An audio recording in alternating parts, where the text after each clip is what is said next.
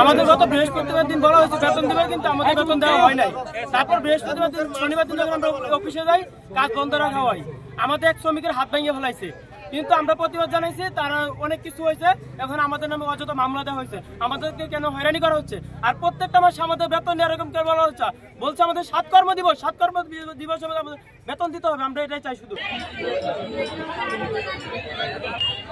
অনির্দিষ্টকালের বন্ধ দিছে আর মামলা দিছে এই 40 জনের।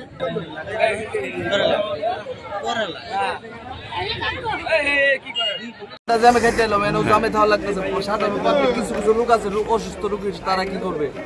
এটা কি সরকারের চোখে পড়তেছে না? আচ্ছা, এখানে কি কারণে জ্যামের জন্য আটকে আছেন বলেন? গার্মেন্টসের বেতনের জন্য। গার্মেন্টসের বেতন রাস্তায় কি বেতন দিবে? গার্মেন্টসের মালিক বেতন দিবে, রাস্তায় তো আর বেতন দিব না। সাধারণ পাবলিক কেন? আপনি একজন সচেতন নাগরিক হিসেবে, হ্যাঁ, আপনি কি চান? আমি চাই না যার যার মালিক, হ্যাঁ, যদি মালিক বিদেশে না থাকে তার গার্মেন্টস বেচা পাওনা দাওনা শুট করে দেখ, তারপরে ওই রাস্তায় দেখে আমরা পাবলিক সাধারণ পাবলিককে কষ্ট দেওয়ার কিন্তু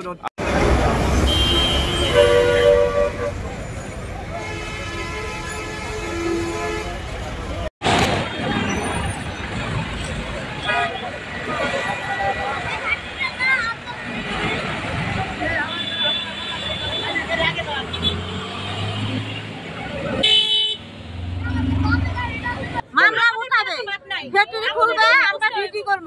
7 তারিখে বেতন দিতে হবে। কোনো শ্রমিক সাড়ে করতে পারবে না।